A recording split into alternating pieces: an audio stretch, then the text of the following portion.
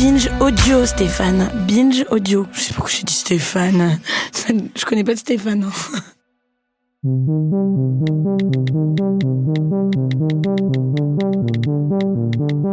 C'est le nouveau vague à l'âme que devront décrire les poètes du XXIe siècle. Un sentiment entre la culpabilité et la mollesse, comme si on se réveillait d'une étrange sieste. Quand on lève les yeux de son téléphone après avoir fait défiler des kilomètres de vide sous ses pouces. Cette morsure fine et précise qui nous rappelle qu'on a laissé filer quelques instants de notre libre arbitre contre une décharge en boucle de dopamine. Toutes les heures que nous passons sur notre téléphone, sur nos téléphones, nous les passons à visionner une réalité ultra personnalisée. Un monde taillé sur mesure pour nous, selon nos opinions politiques et notre personnalité, pour susciter en nous de l'engagement. L'engagement, c'est soit de la colère, soit de la compassion. L'imagination n'existe pas, affirmait Sartre. Non, notre esprit n'invente rien. Nos pensées et nos rêves ne sont que des réinterprétations.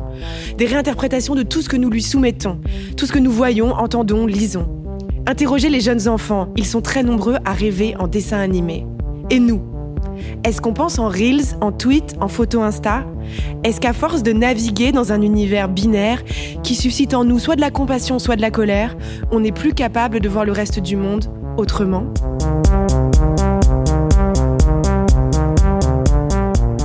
Frances Haugen, ex-ingénieur de Facebook à l'origine d'une importante fuite de documents internes, a témoigné pour la première fois à la télé américaine. La firme a volontairement caché une étude démontrant les effets délétères d'Instagram sur la confiance en soi des adolescents. Elle a également menti sur ses efforts pour contenir les discours haineux. À peine 5% des discours de haine sont modérés sur Facebook. 5%. Et ces révélations sont intervenues la même semaine où Facebook et tous ses services qui en dépendent, Instagram et WhatsApp, ont fait l'objet d'un bug mondial pendant 6 heures. Bug qui a révélé au monde entier notre dépendance à leurs services. Alors, est-il déjà trop tard ? Pouvons-nous encore nous libérer ? Notre téléphone a-t-il déjà aspiré notre âme ?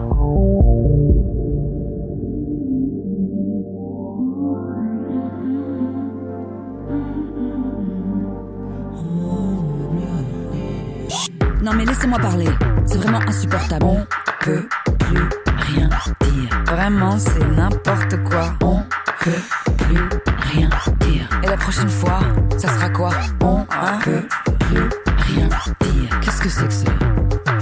On peut plus rien. On peut plus rien dire. On peut plus rien dire. On va le dire quand même. C'est une immense joie pour moi de vous accueillir aujourd'hui au sein de cette 3e édition d'On peut plus rien dire. Mettez-vous à l'aise, vous êtes ici chez vous, on est ensemble pendant 45 minutes. Et un grand merci aussi à vous qui êtes venus nous écouter en live à la Gaîté Lyrique. Chaque semaine, nous nous retrouvons donc pour répondre à une question autour de l'actualité. Celle de cette semaine, elle est plus sérieuse qu'elle en a l'air. Mark Zuckerberg a-t-il pris le contrôle de votre esprit ? Votre téléphone a-t-il aspiré votre âme ? Avec nous pour répondre à cette question, 2 personnes qui travaillent grâce à ces fameux réseaux sociaux. Guillaume Fouetillou, vous êtes le cofondateur d'une start-up qui s'appelle Linkfluence, spécialisée dans l'analyse des médias sociaux. Vous êtes également prof à Sciences Po, où vous enseignez le web social. Elvire Duvert-Charles, journaliste, réalisatrice, activiste féministe. Vous êtes derrière le compte Instagram Clit Révolution et avec 13 autres influenceuses, vous avez assigné Instagram en justice pour les contraindre à révéler leurs conditions de modération. Et vous êtes aussi l'autrice d'un livre sur les réseaux sociaux et le féminisme qui paraîtra l'hiver prochain.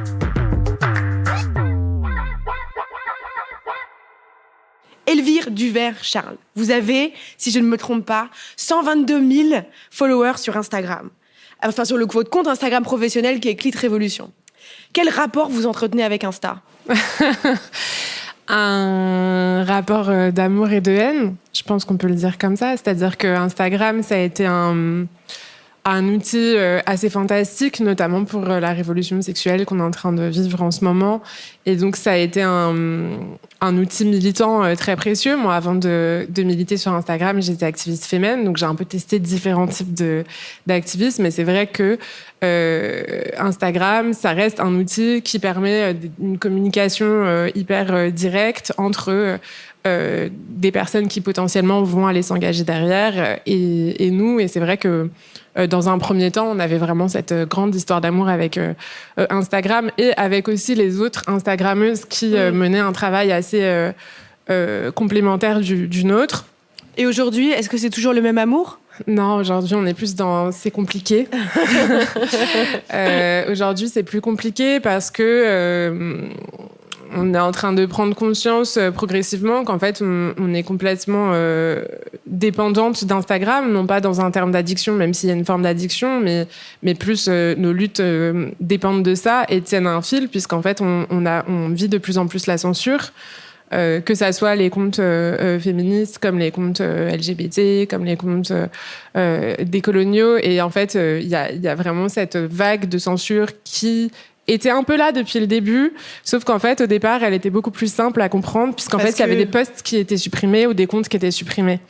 Parce que le problème, c'est que quand on est militant ou militante et qu'on se sert d'Instagram, c'est que du jour au lendemain, si la plateforme décide qu'on a enfreint certaines règles, on peut se voir complètement, voir tout son travail qu'on a fait disparaître. Tout peut disparaître du jour au lendemain. Et dans ces cas-là, c'est ce qui s'est passé pour plusieurs comptes. Je pense par exemple au compte de Jouissance Club, mais au compte de La Prédiction aussi. Plein de comptes qui disparaissent et où en fait, on n'a pas... nous, notre blague entre Instagrammeuses, c'est de dire que il y a que des robots, en fait, et que peut-être que potentiellement, ils n'ont pas d'être humains, parce qu'en fait, on a toutes les peines du monde à pouvoir parler à quelqu'un et dire, je pense qu'il y a une erreur, mon compte a été supprimé, je ne comprends pas ce que j'ai fait, qui ne correspond pas aux conditions, etc. On va revenir plus longuement sur l'action en justice que vous avez menée contre Instagram. Guillaume Fouettillou, vous passez combien d'heures par jour sur votre téléphone ? Alors ça, c'est une bonne question. Je peux vous répondre, mais pas depuis si longtemps, depuis que les téléphones portables ont mis en place les outils qui permettent de suivre le nombre d'heures qu'on passe. Donc je peux vous le dire en toute transparence, je crois que je dois être à une moyenne de 2h10, 2h20 par jour ça va, sur le c'est téléphone. pas tant que ça. Alors, mais je pense que c'est une mauvaise question, par contre, je suis désolé, je commence à être très désagréable dès le début de l'émission. Je pense que c'est une mauvaise question, c'est comme les questions sur le temps d'écran, en fait. La question est de savoir qu'est-ce que vous faites sur votre téléphone. Et aujourd'hui, effectivement, ces 2h20 pourraient être considérées comme étant catastrophiques ou pourraient être considérées comme être extrêmement vertueuses. Et donc, évidemment qu'on passe un temps fou devant les écrans. Je travaille dans le monde du numérique. Si vous me demandez le nombre d'heures que je passe devant mon écran d'ordinateur, on pourrait rajouter 6, 7, 8 heures peut-être aux 2 heures que je viens d'évoquer. Mais après, la question, voilà, que fait-on ? Et d'ailleurs, les outils, je pense qu'il y a un progrès là-dessus. Les outils vous permettent de savoir exactement le temps que vous passez sur les sites d'information, sur les réseaux sociaux, sur les messageries instantanées, sur le web, sur YouTube, sur Twitch, etc. Et donc, c'est là où vous avez vraiment une meilleure vision du temps que vous passez sur votre téléphone. Qu'est-ce que c'est que cet effet bulle de filtre qu'on dénonce souvent comme une des conséquences les plus importantes des réseaux sociaux ? Écoutez, alors la bulle de filtre, c'est un concept qui s'est démocratisé effectivement et qu'aujourd'hui on entend de plus en plus dans l'espace public, mais qui est cette idée selon laquelle en fait les plateformes sociales du web vous servent des contenus qui vont vous renforcer dans vos présupposés ou dans vos propres attirances. C'est quelque chose dont on a à peu près tous fait l'expérience, je pense. Beaucoup sur Instagram, par exemple. Au bout d'un moment, on est soumis toujours au même type de contenu, toujours au même type d'opinion politique. On a l'impression que tout le monde pense comme soi. Alors, il y a une reproduction du même, mais en fait, il ne faut pas oublier en fait, d'où viennent les bulles de filtre. Pourquoi est-ce que les plateformes se sont mis à développer justement ces algorithmes qui vous servent du même ? Tout simplement parce que, en tant qu'être humain, on fonctionne sur des principes d'homophilie. À partir du moment où on est proche de gens qui nous ressemblent, où on est au contact d'idées qui sont alignées avec ce que l'on pense, on est rassuré. Être dans un territoire d'homogénéité produit du bien-être. Être mis face à des choses qui vont à l'opposé de ce que l'on pense, c'est effectivement intellectuellement peut-être positif et excitant, mais il n'empêche que ça crée de l'inconfort.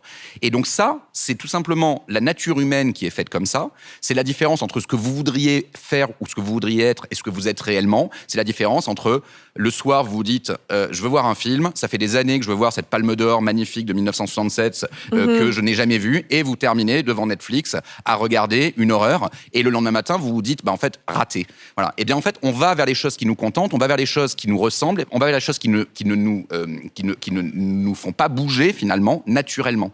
La question, Et on c'est... y est encouragé encore plus par les réseaux. Et est-ce que les réseaux, en fait, sont là pour nous servir ce que l'on, en réalité, ce qui nous contente, ou est-ce qu'ils sont là pour un petit peu venir nous secouer, nous remuer c'est ça la question de fond, en fait. Elvire, vous, qui passez tout ce temps aussi donc, sur Instagram, qu'est-ce que ça fait d'y passer autant de temps, de penser tout le temps à comment on construit sa communauté, comment on diffuse son message qu'est-ce que ça a changé en vous ? En fait, c'est hyper aliénant. C'est-à-dire que dans un premier temps, c'est réjouissant. Et je pense qu'il faut aussi comprendre le modèle, je veux juste rebondir sur ce qui a été dit, le modèle économique d'Instagram et de Facebook, etc., c'est quand même de nous faire passer un maximum de temps sur nos écrans et sur l'application pour nous mettre un maximum de publicité. Et du coup, en fait, Instagram encourage, quand on est côté créatrice de contenu, Instagram nous encourage à poster de plus en plus de contenu. Et si on ne produit pas assez de contenu, en fait, on est invisibilisé, c'est-à-dire qu'on va pas apparaître dans les premières stories que tu vas voir quand tu allumes ton téléphone.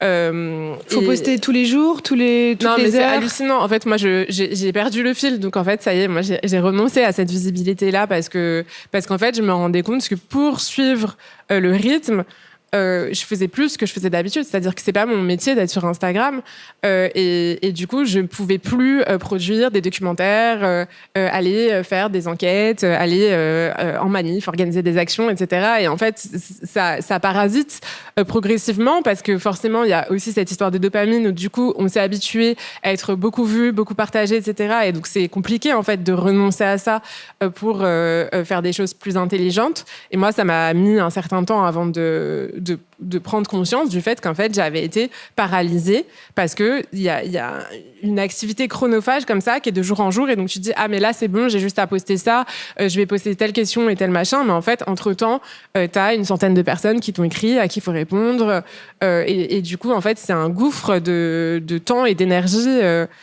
parfois pour rien. Et en fait, j'ai l'impression d'une espèce de vortex dans l'espace qui aspire, qu'il faut toujours nourrir avec du contenu, et qui sera jamais rassasié, quoi. Oui, et en fait, ce qui est dommage, c'est que du coup, il y a vraiment cette idée toutes les personnes qui ont des gros comptes Instagram le savent, quand on poste pas pendant quelques jours, dès qu'on va reposter, on va avoir moins de visibilité. Et donc, en fait, ça nous laisse pas la possibilité de faire ce que je fais maintenant. C'est-à-dire maintenant, ce que je fais, c'est quand j'ai quelque chose à dire, je le dis. Oui. Mais la visibilité n'est plus du tout la même parce qu'en fait il faudrait combler tout le temps. Enfin c'est un truc on est même poussé à ça, c'est-à-dire maintenant quand j'ouvre mon Instagram, il y a Instagram qui me dit venez prendre rendez-vous avec quelqu'un pour vous expliquer comment faire plus de reach en faisant des nouveaux reels. Ils proposent du coaching gratuit bien sûr, aux créatrices puisqu'on travaille gratuitement pour eux. C'est-à-dire qu'en fait, on produit du contenu gratuitement pour eux, pour que derrière, ils puissent comprendre qui aime quoi et qui va aller acheter la paire de chaussures de chez André ou de chez Minelli. J'ai rien contre... voilà.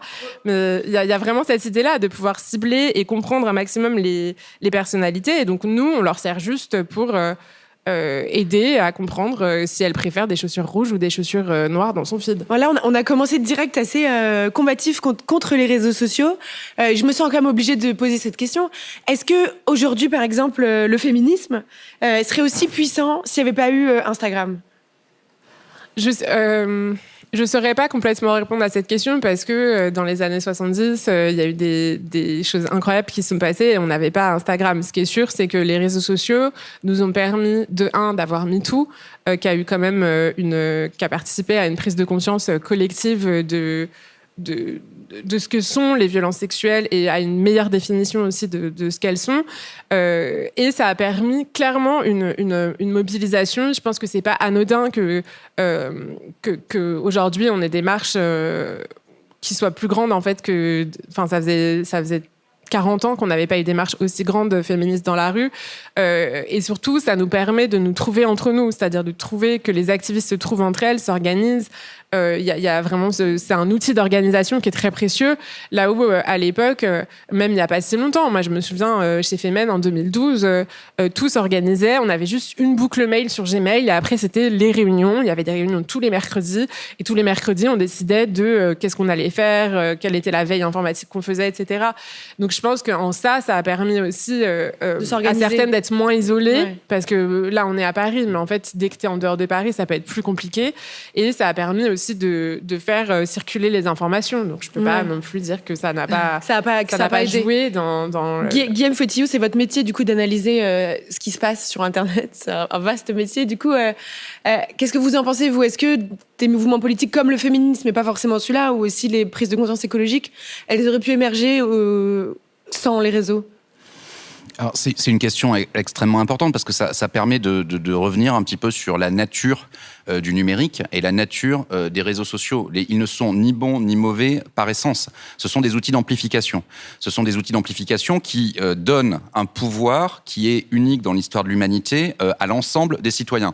Jamais dans l'histoire, en fait, il n'y a eu cette capacité que n'importe lequel ici dans cette salle, vous dans le public, là actuellement, vous avez tous votre téléphone portable et vous pouvez le sortir et vous avez la possibilité d'aller sur une plateforme quelle qu'elle soit et de trouver peut-être la punchline du siècle ou le même du siècle, et avant la fin de cette émission, vous aurez peut-être fait un contenu qui, d'ici la fin de la journée, aura touché 3 milliards de personnes. Ce que nous serons incapables de faire, nous, ici, alors que nous sommes sur une scène médiatique. Donc cet empouvoirment, il est totalement unique. Et c'est pour ça qu'il faut être mesuré. On est dans une période de retour de bâton sur le numérique où le numérique est la cause de tous nos malheurs. Et tu le disais, vous êtes dans une relation d'amour-haine avec Instagram, vous en tant que productrice de contenu. Mais aujourd'hui, on ne fait que parler des effets négatifs aujourd'hui des réseaux sociaux. Il faut voir ce qu'ils nous ont apporté à partir du moment leur arrivée.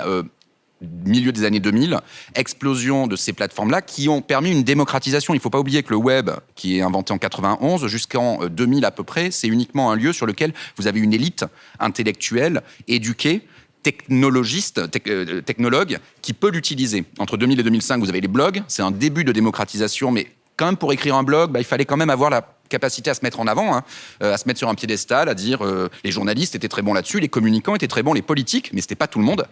Et tout d'un coup, vous avez les réseaux sociaux. Et là, les réseaux sociaux, c'est la démocratisation. Et cette démocratisation, en fait, elle fait que tout le monde s'exprime. Et quand tout le monde s'exprime, eh bien, effectivement, ce n'est pas aussi policé que lorsque seule l'élite s'exprime. Et ceux qui se battaient pour la libération de la parole sur les réseaux sociaux au début des années 2000 sont ceux qui appellent à sa régulation aujourd'hui. Mais parce qu'ils étaient dans des univers feutrés, entre gens bien éduqués, entre gens qui se ressemblaient. Et aujourd'hui, eh bien, effectivement, on a des voix qui apparaissent, qui sont des voix qui nous déplaisent, parce que la population dans son ensemble s'exprime sur les réseaux sociaux. Une dernière chose par rapport à ça, juste pour illustrer ça, aux États-Unis, parce qu'on a des chiffres, mais je pense que c'est à peu près la même chose en France, les réseaux sociaux, en fait, sont la source d'information principale de seulement 18% de la population. Donc en fait, c'est faux, c'est 80% radio, presse, télévision. Pour en revenir à la question qui était posée, qui était pour savoir les mouvements politiques, les mouvements sociaux, selon vous, si j'ai bien compris, oui, les réseaux sociaux ont permis leur amplification. Mais ce que je trouve intéressant dans ce que vous dites, c'est cette idée d'amplificateur. C'est que il y a des mouvements politiques dans la société et que les réseaux viennent pousser un peu les curseurs, ils viennent un peu doper ce qui existait déjà dans la vraie vie, comme on dit. Et pour le meilleur et pour le pire. Et donc, ça fait qu'effectivement, vous avez des communautés qui n'auraient pas pu avoir droit au chapitre auparavant, qui vont pouvoir effectivement se retrouver, se rassembler. C'était l'idée, c'était la promesse initiale du village global. L'idée du village global d'Internet, c'est pas qu'on fait tous village, c'est que chacun peut construire son village avec n'importe qui dans le monde. Donc vous avez pu vous retrouver avec d'autres personnes féministes qui n'étaient pas forcément dans un milieu parisien centralisé, au travers la France, qui venaient de milieux différents. Vous êtes rassemblés, vous êtes coordonnés, vous êtes organisés et vous êtes devenus médias. D'accord, mais aujourd'hui, on le sait, et c'est dénoncé peut-être tous les jours dans les médias, à quel point toute parole qui est un petit peu dissidente dans la société, une parole féministe ou une parole décoloniale, etc., se prend des tonneaux de harcèlement. On parle pas d'une parole pas feutrée, là, on parle d'une parole qui est illégale même, non, on n'a pas le droit de harceler les gens. Et en plus, moi, c'est pas tant le harcèlement qui me dérange. J'espère ne pas être harcelée en disant ça. Mais le fait que déjà vous soyez obligé de dire ça, c'est que l'algorithme. Pour moi, c'est plus l'algorithme qui est dangereux. C'est-à-dire qu'on dépend de ça pour se faire entendre et que donc du jour au lendemain, la visibilité et donc la voix qu'on a peut être réduite. Ce qui n'était pas le cas au départ. Complètement, par une décision arbitraire de voilà, en fait, l'entreprise. à un moment, il y avait vraiment ce truc-là de quand tu vas sur Instagram, le premier post que tu vois, c'est le dernier post qui a été posté et après tu remontes chronologiquement. Là, il y a une sélection par un algorithme tout-puissant dont on ne connaît pas les formules et qui change en permanence, de qu'est-ce qu'on va pouvoir voir. Et moi, c'est plus ça qui m'inquiète. C'est pas tant l'existence d'un réseau social que le fait que ce réseau social-là décide de ce que je vais pouvoir voir ou pas, et des arguments, des posts, des informations auxquelles je vais avoir accès ou d'autres auxquelles je vais pas du tout avoir accès. C'est ça, parce que personne ne voit tout ce qui se passe sur les réseaux sociaux. Personne. Dès que une image, par exemple, est postée sur Instagram, elle est analysée en quelques millisecondes par les logiciels d'analyse d'image d'Instagram, et ils décident, ils lui donnent un score, et décident est-ce qu'elle est poussée très haut, est-ce qu'elle est poussée moyen haut, est-ce qu'elle est poussée très bas, etc. Et ces façons dont sont calculés les scores, enfin ces façons dont sont montrées ou pas certaines images, est-ce que vous pensez que ces formules-là, elles devraient être publiques? Est-ce que, par exemple, l'État devrait contraindre Instagram à dire comment il choisit de mettre en avant ou pas tel contenu? Moi, je pense que non seulement elles devraient être publiques, mais surtout on devrait les choisir. C'est-à-dire, en fait, moi, j'aimerais pouvoir dire Judith Duportail, ses posts, je les vois une fois sur deux. Guilhem, je veux voir absolument tous les posts qu'il poste. Ça, de temps en temps, quand il y a un truc qui fait le buzz, je veux bien le savoir. En fait, ce serait intéressant que nous-mêmes, on puisse choisir de nos algorithmes de qu'est-ce qu'on veut voir dans notre curation de contenu, quels sont les sujets qui nous intéressent, etc. Alors, c'est de plus en plus le cas, hein. Déjà, il y a des plateformes. Déjà, il faut pas effectivement parler du numérique. C'est comme de dire parler des gens ou parler même des réseaux sociaux. C'est trop général en fait. Chaque plateforme a ses modes de fonctionnement. Twitter s'est battu pendant très longtemps pour ne pas céder à l'organisation algorithmique et à la sélection, présélection des contenus. L'ordre antéchronologique. Donc, vous voyez uniquement les contenus les plus récents sans aucune sélection a été maintenu jusqu'à maintenant et vous pouvez choisir de basculer. Lorsque vous êtes sur Facebook, Facebook a aussi appris de ses erreurs et vous pouvez dire je veux voir plus de ce contenu, moins de ce contenu. Vous pouvez même aller dans des settings, dans des paramétrages qui sont bien au fond de la plateforme, qui vous permettent de dire je veux voir la totalité des publications de A, je ne veux pas voir B, et je veux voir selon l'algorithme C. Donc ces choses-là sont... pas du tout. Ben oui, mais en fait ces choses-là sont de plus en plus... Et je pense que là, on arrive à un point qui est clé, c'est que les plateformes sont là pour nous contenter, les plateformes sont là pour nous permettre d'être confortables. Non, et nous les apporter plateformes sont là pour nous vendre. Ah oui, non mais... pour nous vendre des produits et pour avoir des annonceurs. Alors, évidemment, parce qu'on ne paye pas.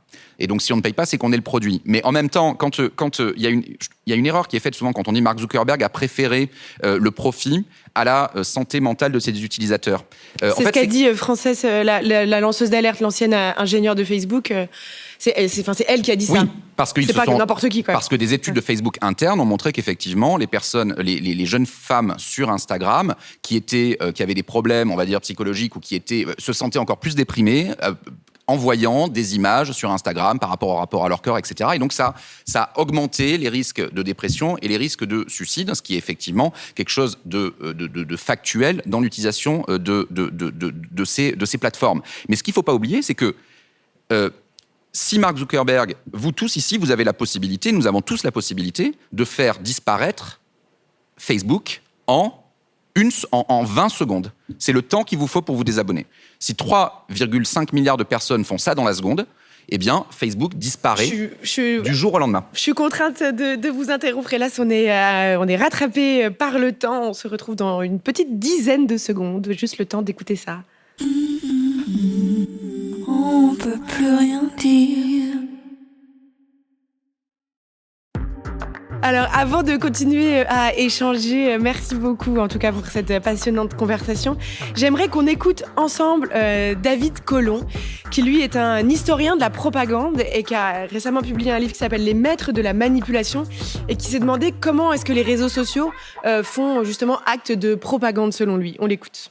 Est-ce qu'on peut dire aujourd'hui que Facebook et tous les autres réseaux sociaux que l'entreprise détient, Instagram, WhatsApp, etc., nous manipulent ?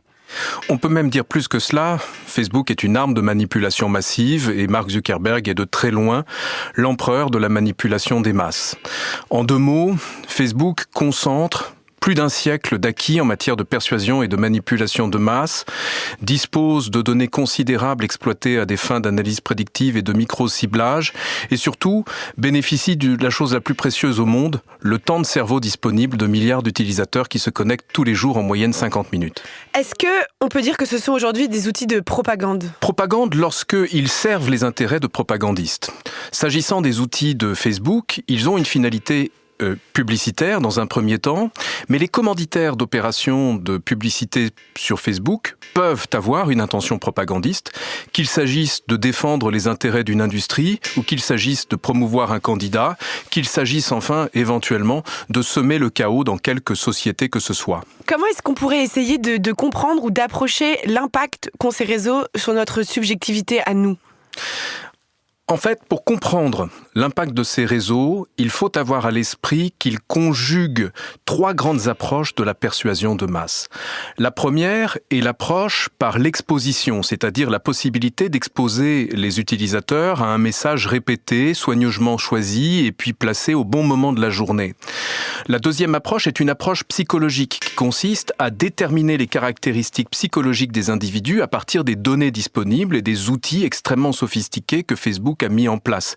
Et enfin, la troisième approche est une approche scientifique qui consiste à mesurer en temps réel l'impact des campagnes. Ce qui rend l'outil Facebook particulièrement dangereux en matière de manipulation de masse, c'est précisément qu'il dispose du nec plus ultra en matière d'analyse algorithmique de nos comportements et d'analyse prédictive afin d'agir sur nos comportements. Ça veut dire que Facebook ou les entreprises comme Instagram ou même TikTok vont segmenter leurs utilisateurs en un certain nombre de points de données. Sur TikTok, par exemple, on sait que c'est plusieurs dizaines de milliers. Et à partir de ces points de données, ils vont essayer de prédire comment on va se conduire. Et à partir de ces prédictions, nous faire soit de la pub ou même des pubs politiques pour influencer nos comportements. Est-ce que c'est ça ? Absolument. Shoshana Zuboff parle d'un marché des comportements futurs à travers ce capitalisme de surveillance. Très concrètement, cela consiste en effet à prédire nos comportements futurs et à concevoir les outils de persuasion qui permettent de rendre probable le comportement que l'on souhaite. Facebook est d'autant plus puissant en la matière et ses différents outils et d'autres, ce TikTok que vous avez cité, que leur approche consiste à segmenter le marché non plus sur des bases classiques en marketing publicitaire, la localisation, le niveau de revenus, le niveau d'études, mais sur des bases psychologiques, en ciblant la fragilité des individus, en ciblant les biais cognitifs, en ciblant tout ce qui nous rend profondément humains et parce que nous sommes humains, accessibles à la persuasion et à la manipulation. Ça veut dire que la pub que j'ai vue par exemple ce matin sur Instagram, elle a été ciblée pour moi, pas parce que je suis femme, la trentaine, mais parce que je vais être targetée comme, je sais pas, anxieuse ou impulsive. J'ignore tout de votre personnalité, mais je sais en revanche que les outils sont conçus pour cibler vos caractéristiques personnelles, aussi bien vos caractéristiques de personnalité que vos caractéristiques émotives. La force de ces persuasion moderne, c'est qu'elle a percé le secret le plus redoutable et le plus ancien de la persuasion, qui est le kairos, le moment décisif pour entreprendre de persuader quelqu'un. C'est quelque chose de très difficile à déterminer. Quel est le bon moment pour demander une augmentation à son patron ? Personne ne le sait. En revanche, les outils permettent désormais de cibler précisément les individus, pas tant à l'échelle individuelle qu'à l'échelle d'un cluster. Nous sommes ciblés en tant que nous appartenons à un ensemble d'individus qui ont des caractéristiques semblables, mais avec des chances de succès d'autant plus fortes que les outils permettent en temps réel de mesurer l'impact de chacune de ces publicités. On a automatisé le kairos. Il y a une forme d'automatisation du kairos, d'automatisation de la persuasion. Ce que l'on appelle l'intelligence artificielle repose sur 3 grandes approches. Une approche inductive par inférence statistique sur la base des données disponibles, où l'on prédit les caractéristiques d'un individu et son comportement probable. Une approche déductive qui consiste à élaborer des hypothèses et à les tester sur ses utilisateurs, ce que tous les géants du numérique font à l'endroit de leurs utilisateurs. Et puis une troisième approche qui consiste à identifier un certain nombre de caractéristiques, des émotions par exemple, par le recours à l'apprentissage profond qui décrypte nos photos, qui décrypte également nos textes, la vitesse à laquelle on saisit un texte sur notre clavier. Mais au-delà des effets de la pub ciblée ou même des pubs politiques ciblées, à quel point le fonctionnement des réseaux sociaux et le fait d'y passer tous tant de temps a une influence sur notre vie, même hors ligne, à votre avis ? Eh bien, j'apporte une partie de la réponse, je crois, dans le livre, à travers le portrait de Brian Jeffrey Fogg, qui est l'inventeur de la technologie persuasive, c'est-à-dire d'outils qui ont précisément été conçus pour permettre de rendre les individus accros à leurs outils numériques. On a des ingénieurs de la Silicon Valley, dont des élèves de Brian Jeffrey Fogg, ont, pour le compte des géants du numérique, à commencer par Facebook, développé une série de techniques qui hackent le cerveau humain pour détourner un certain nombre de processus physiologiques tels que le circuit de la récompense dopaminique à des fins addictives. Il s'agit de nous rendre addicts. Il s'agit de nous engager dans des actions à travers les réseaux sociaux. Il s'agit de nous encourager à cliquer sur un lien. Il s'agit parfois de nous encourager à ne pas agir également. Moi, j'ai l'intuition, moi, dans le fond de mon cœur, que la société serait moins polarisée, même dans nos cercles intimes, nos cercles amicaux, sans les réseaux sociaux. Vous avez tout à fait raison, Judith. Les études disponibles montrent que les réseaux sociaux, par essence, contribuent à la polarisation de la société. Car la segmentation est en même temps une segmentation tribale. Il s'agit de déterminer les groupes dans lesquels nous évoluons. Il s'agit de déterminer celles et ceux qui nous influencent. Il s'agit d'agir sur nos comportements à travers nos groupes et notre identité. Il s'agit aussi de nous pousser à nous identifier, à nous rattacher à un certain nombre d'identités concrètes ou symboliques, de sorte de rendre toujours plus parfaite, si j'ose dire, la publicité ciblée qui nous est adressée. Et même si la fonction bloquer n'existait pas, j'ai l'impression que ça favorise aussi parfois à prendre des décisions dans la vraie vie, à se dire je veux bloquer. Cette expression s'est développée. Est-ce qu'on peut bloquer dans la vraie vie, etc. Ça pousse aussi à prendre des décisions très radicales. Le cœur de cette dynamique de persuasion repose sur le contournement de nos processus réflexifs. Il s'agit d'en appeler à nos affects, à nos réactions intuitives et instinctives. Il s'agit de nous conduire à nous engager dans des actions avant même de réfléchir aux conséquences de nos actes. Et cela se traduit nécessairement, inévitablement et de façon assez atroce pour nos sociétés démocratiques, par un ensauvagement de nos relations sociales, par une brutalisation concrète que vous venez d'évoquer à travers ce phénomène du blocage. Est-ce que c'est possible de penser par soi-même ? Certains persuadeurs de masse considèrent que le libre arbitre est une illusion. C'était le cas, par exemple, de grands penseurs spécialistes du comportementalisme radical, tels que Monsieur Skinner, qui considérait que nous devions bien admettre que, bon an mal an, nous étions nécessairement influencés par les autres. Et qu'à partir de là, il était logique et quelque part éthique de sa part de circonvenir notre libre arbitre en concevant des outils pour nous transformer en des rats de laboratoire confrontés à un levier qui nous distribue de la nourriture dans sa fameuse boîte de Skinner, nous rendre accros et influençables. L'enjeu pour nous est celui-là. Il est celui du libre arbitre. Pouvons-nous encore maintenir notre libre arbitre face à des outils de plus en plus performants, de plus en plus envahissants, de plus en plus addictifs, qui ont précisément pour objet de nous empêcher de penser et d'agir par nous-mêmes. Merci beaucoup, Monsieur Collomb. C'était très intéressant, un tout petit peu effrayant, mais très intéressant. En tout cas, nous, on essaye de continuer à penser par nous-mêmes. Merci à vous. Voilà, ce que je trouve fou, moi, quand on s'interroge en fait à la question des réseaux sociaux, qu'on soit d'accord ou pas, c'est que ça pose la question philosophique, j'ai l'impression, de comment on fait pour essayer de penser encore par soi-même aujourd'hui. Est-ce qu'on peut, Guilhem ? Alors, qu'est-ce que ça veut dire penser par soi-même ? On est des êtres sociaux, hein, donc nous sommes des êtres sociaux et nous ne vivons que par... Donc on peut pas. Non, mais nous ne vivons que par l'imprégnation de notre environnement et de tout ce qui nous entoure. Donc ça commence par nos parents, ça continue pendant l'éducation. Donc la question, c'est quelles sont justement ces sources que nous mettons en face de nous. Les réseaux sociaux font partie de ces sources-là. Et donc la question, c'est comment est-ce que l'on gagne en mobilité et comment est-ce qu'on s'assure que l'on va pouvoir diversifier au maximum. Et après, on retombe sur des problématiques qui sont des problématiques de la sociologie qui existent depuis très longtemps. Est-ce que pour déjouer, par exemple, ces algorithmes de bulles de filtre, il faut se forcer à aller liker toutes les pages Facebook des politiques avec qui on n'est pas d'accord ou aller les suivre sur Instagram pour que quand même on soit encore... je sais pas, qu'on voit qu'il y a encore des gens qui pensent pas comme nous dans le monde. Est-ce qu'on en est réduit à ça pour essayer de sortir de ces bulles ? En fait, en réalité, on est exposé à de la diversité. C'est-à-dire que ici, strictement personne ne vit que sur les réseaux sociaux.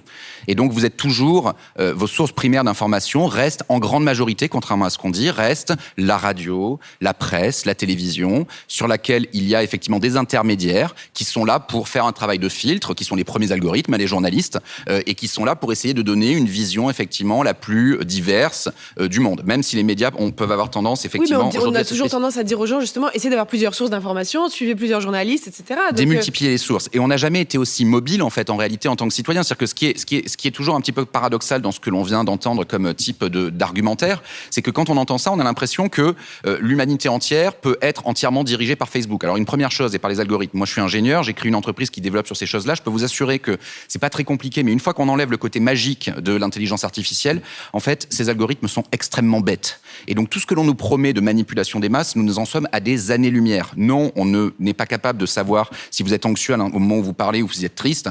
On est capable aujourd'hui de savoir que globalement, vous aimez bien tel type de chaussures, que vous vivez plutôt dans un milieu urbain et que vous aimez plutôt la K-pop et que vous roulez en SUV. Voilà. Et ça, ce sont des choses effectivement qu'on sait, c'est-à-dire qu'on est capable de cibler les gens de manière affinitaire et non plus de manière purement socio-démographique. Elvire, je vous vois réagir. Oui, Oui. non, parce que je suis pas tout à fait d'accord. Pour avoir, hélas, un métier autre que d'être sur Instagram pour gagner de l'argent, je fais aussi du web marketing. Et du coup, en fait, je trouve quand même que l'algorithme est plus intelligent que ce que vous dites, parce qu'en fait, il y a vraiment typiquement sur Facebook, il y a la possibilité, parce que toutes les publicités, qu'elles soient sur Instagram ou sur Facebook, passent par Facebook.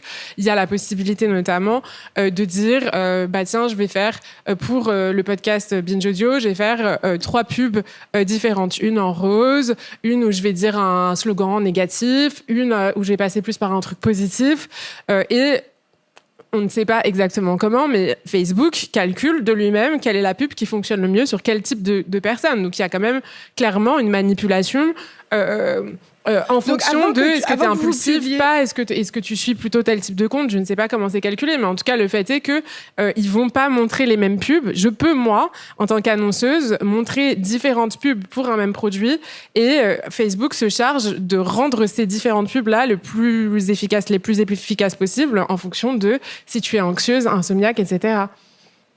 Et d'ailleurs, il y avait une étude qui était sortie après l'affaire Cambridge Analytica, indiquant que si on prenait, je crois, c'était 17 des pages Facebook que vous avez likées, on était capable de déduire votre orientation sexuelle, votre âge, si vous aviez déjà pris de la drogue. Enfin, ces études-là, elles existent, c'est pas que des incantations. Donc, vous pensez que ces chercheurs se trompent ?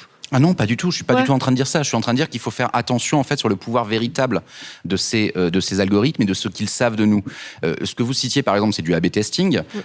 Dans l'univers depuis 60 ans et l'explosion du marketing, toutes les publicités que vous voyez à la télévision ont été testées en pré-test et on a choisi une copie qui va être différente. Lorsque vous êtes à Paris, vous voyez pas la même chose dans le métro que lorsque vous vivez dans le Larzac. Mais ça reste de la manipulation. Et le métier de la publicité, c'est de la manipulation. Après, c'est vrai.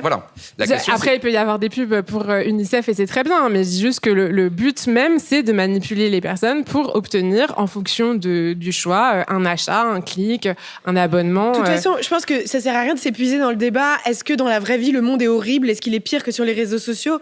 Oui, que ce soit hors ligne ou en ligne, il se passe des choses belles et moins belles. La question à laquelle j'aimerais qu'on essaie de trouver une réponse dans le temps qui nous reste, c'est comment on fait pour être un utilisateur pas totalement passif de ces réseaux ? Comment on fait pour en avoir une utilisation intéressante ? Je pense qu'il y a plusieurs options. Moi, j'ai fait une expérience récemment. Je me suis fait d'autres comptes Instagram sur lesquels j'ai donné des mauvaises informations sur qui j'étais, mon sexe, mon âge, etc. Et surtout, j'ai décidé en fait de faire comme des chaînes où, par exemple, je vais avoir un compte qui est abonné à plein de sites qui parlent de sexualité, etc. De page. Je vais en avoir un autre pour regarder les chatons mignons, un autre pour aller voir ce qui se passe des côtés des masculinistes. Et en fait, du coup, ça fait qu'au moment où je vais sur Instagram, je sais pourquoi j'y vais, qu'est-ce que je veux voir, et je me balise sur ça, ce qui, moi, en tout cas, m'aide à pas rentrer dans un vortex infini. Mais je pense qu'en fait, il y a... D'ailleurs, c'est ce que font assez spontanément les ados. Ils ont tous plusieurs comptes Insta, plusieurs comptes TikTok, qui correspondent à chacun l'une des facettes de leur identité. Ouais. Comment faire ? Ce dont on parle, en fait, finalement, on parle de culture numérique ou de culture digitale. Et ce terme, il est fondamental. On est sorti de 50 ans à peu près de domination du média télévisé. Les générations après les baby-boomers ont gagné de plus en plus en culture critique des médias. Aujourd'hui, tout le monde a une très bonne culture critique des médias, économique, sociologique, et va être capable de comprendre comment les médias de masse que l'on connaît fonctionnent. TF1 appartient à Bouygues, France Télévisions, c'est du service public. Ça, c'est des choses que tout le monde sait. Quand on demande, par contre, comment fonctionnent les résultats renvoyés par Google, comment fonctionne l'algorithme d'Instagram, comment fonctionne Facebook, qui paye Qui paye? Moi, je pose toujours cette question à mes étudiants à Sciences Po depuis 11 ans. Je commence toujours en leur disant qui paye sur Instagram. Je leur demande qui paye à la télé. Alors là, ils le savent. Et quand je leur dis qui paye sur Instagram, ils me regardent avec des yeux ronds. Je leur dis, c'est pas vous donc. Oui. Et pourtant, les serveurs, ils coûtent très cher. Les ingénieurs, il faut les payer. Vous y passez 2 heures par jour. Pour aller dans un cinéma, voir un film d'1h30, vous payez 15 €. Vous payez 0 Donc, pour 2 heures par jour. Mieux connaître le fonctionnement des réseaux. C'est comme ça qu'on peut en avoir une utilisation. En fait, il faut déjà avoir une culture minimum pour comprendre exactement quels sont les mécanismes et quels sont les modèles économiques, les mécanismes techniques qui construisent ces outils-là, quels sont les modèles économiques qui sont derrière ces outils-là, et dans quelle position on se trouve. Quand on est sur Instagram, si on ne paye pas, on est le produit. Donc c'est nous qui sommes exploités. À partir du moment où vous sortez votre carte bleue et que vous commencez à payer, c'est vous le client. La différence entre votre iPhone et Facebook. Apple dit se battre pour la liberté, pour la protection des données personnelles, alors que Facebook est soi-disant en train de la détruire. La raison est simple. Vous payez votre iPhone 1 000 €, vous donnez de l'argent à Tim Cook pour qu'il protège votre vie personnelle. On ne sait même pas si c'est vrai. Oui, mais en tout cas, ils se battent un petit peu plus. On voit bien. C'est un peu la guerre entre Facebook c'est quand même la guerre. Oui, c'est ça. Mais personne, on ne sait même pas si c'est vrai. Enfin, on n'est même pas en capacité d'aller leur demander est-ce que c'est vrai. Alors, là, vous parlez effectivement des questions d'être comptable, et là, c'est là où la question des institutions et de la nécessité aujourd'hui du politique à venir poser des règles. Il y a un exemple qui est donné que je trouve assez intéressant, justement. On peut dire, aujourd'hui, par exemple, vous connaissez pas la recette du Coca-Cola parce que c'est un secret commercial. On estime que si tout le monde la connaissait, ce serait injuste parce que eux ils l'ont inventé, c'est un succès. Mais il y a quand même une autorité qui allait vérifier qu'a priori ça va pas vous empoisonner ou pas vous empoisonner tout de suite, que ce que vous buvez ça vous tue pas. Aujourd'hui, ce qui se passe collectivement avec ces outils, c'est que personne va vérifier si ces algorithmes ne sont pas en train de nous rendre tarés. Personne. C'est un peu le but de l'assignation qu'on fait de Facebook. C'est-à-dire, en fait, l'idée, c'était de dire, nous, on constate qu'il y a une modération qui se révèle sexiste, raciste, etc. Je ne dis pas qu'il y a un monsieur Zuckerberg qui est en train de se dire « Ah, tiens, elle, c'est une féministe, c'est méchante, je vais la censurer. » Mais le fait, c'est potentiellement parce qu'on est plus signalé, on est plus machin. Mais la question, c'est comment est-ce que ça fonctionne. Et donc, nous, là, ce qu'on est en train de faire, c'est... On est en médiation avec... Vous étiez 14 influenceurs et influenceuses qui ont déposé une action en justice justement contre Instagram pour savoir pourquoi certaines images étaient supprimées ou shadowbannées. Shadowbannées, ça veut dire l'outil vous laisse continuer à publier vos images, vos posts, vos stories, mais il les montre à quasiment personne. Donc du coup, voilà. Si votre business il marche sur Instagram, c'est un peu une condamnation à mort. C'est excessif, mais quasiment, voilà. Ouais. Disparaître. Et ce dont se sont rendus compte certaines activistes et influenceurs, c'est que parmi les gens qui étaient souvent shadowbannés ou supprimés, il y avait beaucoup de personnes, soit parfois des personnes grosses, des personnes trans, les personnes souvent qui dérangent, quoi. Exactement, les personnes qui vivent de façon générale plus de violence hors ligne aussi. Et du coup, l'idée, c'était de dire, OK, on veut une médiation pour pouvoir parler et pour pouvoir surtout avoir accès à ce système de modération. Comment est-ce que vous modérez ? Et je ne vais pas rentrer dans le sujet parce qu'il est très long, mais en fait, on sait très bien que les dernières personnes qui valident la chose sont des êtres humains, probablement au Bangladesh, qui ne lisent pas le français et qui ont 50 secondes pour répondre à 50 publications oui, non, qui vivent dans... En fait, il y a aussi ce problème-là de la manière dont la modération est organisée aujourd'hui n'aide pas non plus... n'aide pas non plus la situation. D'ailleurs, il y a un programme B de Binge Audio sur la solitude du modérateur, je crois, si vous avez envie d'en savoir plus. Toutes les industries aujourd'hui sont encadrées et sont modérées par des institutions. Ce n'est pas le cas aujourd'hui des réseaux sociaux. Il y a un retard aujourd'hui du politique dans la compréhension de ces univers-là. Il y a des problématiques de santé publique qui se posent, de la même façon qu'il y a des problèmes de santé publique lorsque vous mangez du Nutella. Tout le monde adore le Nutella, mais on sait très bien qu'à une certaine dose, ça peut devenir mauvais. Eh bien, on n'a pas aujourd'hui cet élément-là. Et c'est vrai que vous insistiez sur ce point-là. La question de la transparence, de la lisibilité des algorithmes, et du moins que les algorithmes soient contrôlés par des organismes indépendants, étatiques éventuellement, qui permettent de dire si derrière ils représentent un danger potentiellement pour la santé mentale des individus, est un progrès immense vers lequel on devrait aller. On voit quand même que ça va assez vite. Aux États-Unis, quand on voyait les premières auditions devant le Congrès de Mark Zuckerberg, des sénateurs qui ne comprenaient strictement rien à Internet, il fallait, je dis Internet de façon large, parce qu'ils ont quand même demandé, à un moment, ils ont demandé à Mark Zuckerberg, mais comment vous gagnez de l'argent en fait ? Il a fallu qu'il explique aux sénateurs comment ils gagnaient de l'argent. Et quand on voit les dernières auditions qui datent d'il y a quelques jours avec Frances Haugen, on voit qu'il y a un progrès très très rapide. Et les Américains commencent à dire mais en fait on est dans la même situation que lorsqu'il a fallu encadrer l'industrie du tabac. Eh bien voilà, on arrive au même moment. L'industrie de l'alcool. On arrive un peu à ce même moment qui est un moment clé. C'est le tobacco moment. Les Américains parlent de ça en ce moment. C'est de dire en fait on va peut-être devoir vous réguler. Et les plateformes le disent. Mais ce que dit Mark Zuckerberg, c'est réguler nous, mais faites-le pour tout le monde et pas seulement demandez-moi de faire cette régulation, moi tout seul chez Facebook, parce que je suis au devant de l'écran et derrière il y a TikTok, il y a Snapchat, etc.